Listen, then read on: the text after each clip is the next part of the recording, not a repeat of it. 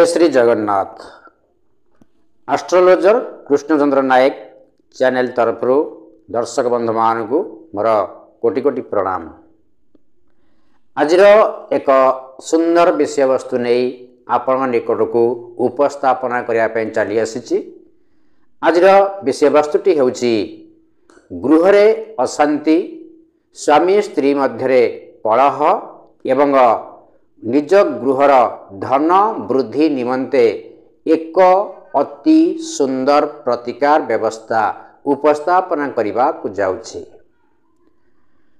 जो दर्शक बंधु माने मोर चैनल टी को प्रथम थर पई आसुचंती सेमान को अनुरोध ये चैनल टी को सब्सक्राइब करिवे एवं समस्त दर्शक बंधु मान को मोर अनुरोध ये टिप्स टी को देखिला परे जदि आपन को भल लागिला तेबे या को लाइक शेयर कमेंट करिया पई अनुरोध करूछि।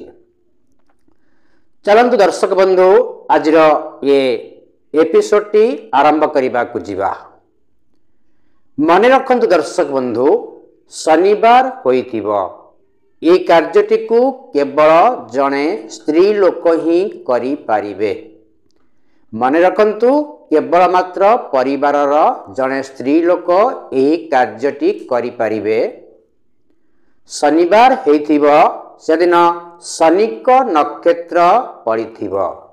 मने रखंतु शनिकर नक्षत्र होची पुष्या नक्षत्र, अनुराधा नक्षत्र एवं उत्तर भाद्र नक्षत्र।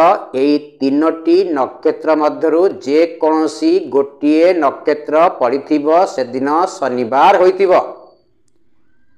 सेदिन कोन करिवे ना निजर शौच कर्मादि स्नान इत्यादि सारी नववस्त्र किंबा धौत वस्त्र परिधान करी प्रथमे से शनि को होरा समय रे, शनि को होरा चलीथिबा समय रे। मन रखंतु शनि को होरा कहिले आपणकर प्रत्येक दिन सकाळ 6 घंटा ठारू 8 घंटा मध्यरे शनि को होरा पड़ी थाए एवं द्वितीय रे अपराह्न 1 घंटा ठारू 2 घंटा मध्यरे शनि होरा पड़ी थाए। शनिवार हेथिबो एवं ता सहित शनिक नक्षत्र आपणकर उत्तर भाद्र, पुष्या एवं अनुराधा नक्षत्र जेकोसी गोटे नक्षत्र पड़िथिबो शनि को होरा होइथिबो। सेही दिन कौनसी स्त्री लोक एक लाल रंगर सूता खंडे नहीं जिबे ओस्त गच्छ मूलकू। मन रखंतु ए लाल रंगर सूता अति बेसी मोटा है नथिबो किंबा अति सरू होई नथिबो, टिके मध्यम धरणर मोटा हेतिबो। एहाकू नेई प्रथमे ओस्त गच्छ पाखरे पहुँचला परे निज पाद ठारू मुंड पर्यंत से सूताटी को माप करी काटी देबे। सेही सूताटी को 5 भाग करी एक बलिता प्रस्तुत करिवे। सांगरे किछि अटा नैथिबे, एहाकू पानी रे चकोटी एक दीप सही ओस्त गच्छ मूलरे तैयारी करिवे एवं सोरिष तेल सांगरे किछि नैथिबे। सही दीपरे सही लाल र सूतार जो बलिताटी हला ताहाकू दीपरे देई देबे एवं लाल एवं ता सहित सोरिष तेल मध्य से दीपरे देबे। दीपटी को जलाइबे एवं एक स्टील ग्लास रे, मन रखंतु स्टील ग्लास रे किछि सोरिष तेल नैथिबे। अध ग्लास प्रायतः अध ग्लास भरी सोरिष तेल एक स्टील ग्लास रे नैथिबे।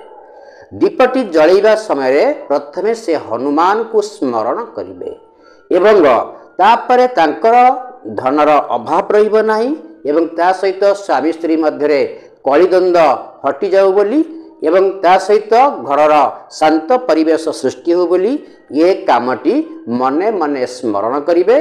ता सहित हनुमान को स्मरण करी दीपटी को लगाइबे एवं स्टील ग्लास रे थिबा आमर जो सोरिष तेल ओस्त गच्छ मूल ठारू हाथे 2 हाथ उच्चकू कौन करिवे से से तेल गुड़ी को तेल को लगेकिनी ओस्त गच्छरे धीरे धीरे से तेल गुड़ी को गड़ाइबे।